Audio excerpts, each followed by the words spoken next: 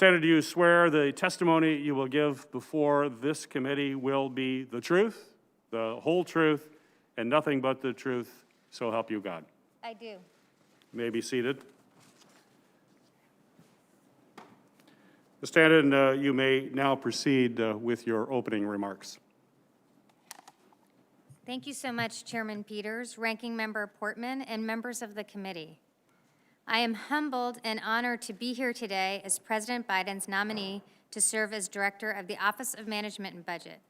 I want to begin by thanking Senators Booker and Senators Klobuchar for their gracious introductions and by recognizing my family, my husband Ben, my daughter Alina, my brother Raj, and my mother Maya, all of whom are here with me, as well as my son Jaden, who is supporting me from his school. I owe my presence here to their love and support, and to the grit and resilience of my mother, an immigrant from India who was left to make it on her own in America with 2 young children after her divorce from my father. Back then, she faced a harsh choice: stay in the United States and rely on the social safety net, or return to India, where she knew her children would face the stigma of divorce. She had faith in this country and made the decision, I believe the courageous decision, to stay. We relied on food stamps to eat, Section 8 vouchers to pay the rent. At school, I remember being the only kid in the cafeteria line who used 10-cent vouchers from the free and reduced lunch program. I remember using food stamps in the grocery store. Within just a few years, my mother found a job, and a few years later, she was earning a middle-class salary. Soon, she was able to buy a home, and eventually, she saw her children off to college and beyond.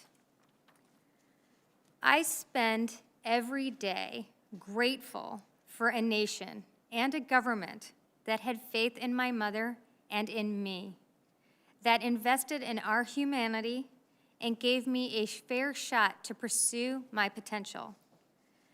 As I sit before this committee, I'm mindful that my path in life would never have been possible without budgetary choices that reflected our nation's values, many of them made in the very agency I am now nominated to lead. That recognition and gratitude has been the North Star of my career.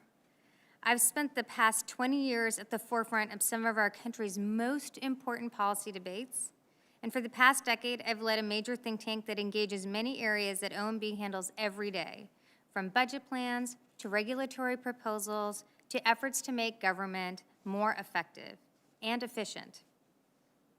My experience also extends to both the legislative and executive branches, having served in the United States Senate, at the White House under President Clinton, and at an agency under President Obama. I believe that experience provides me with a strong foundation to lead OMB. I also know that the role of OMB director is different from some of my past positions. Over the last few years, it's been part of my role to be an impassioned advocate. I know there have been some concerns about some of my past language in social media, and I regret that language and take responsibility for it. I understand that the role of OMB director calls for bipartisan action as well as nonpartisan adherence to facts and evidence. OMB will play a vital role in addressing many of the biggest challenges we face, from beating back the virus to delivering aid that will help ensure a strong economic recovery for all families, to ensuring we build back better than before. If I am privileged to serve as the director, I would ensure that OMB uses every tool at its disposal to efficiently and effectively deliver for working Americans, small businesses, and struggling communities. I would vigorously enforce my ironclad belief that our government should serve all Americans, regardless of party, in every corner of the country. I would ensure that our budgets reflect the values of a nation built on hard work, human dignity, common purpose, and boundless possibility. And I would work in good faith with all members of this committee to tackle the challenges Americans are facing, to address duplication, or ineffective programs to be responsive to you and your staff's inquiries and to assist the committee in its important oversight role. Let me finally say this. As a child in line with my mom at that grocery store, feeling shy and a bit embarrassed as my mother used food stamps instead of money, I never dreamed that one day I would be sitting in this august room with great leaders like all of you.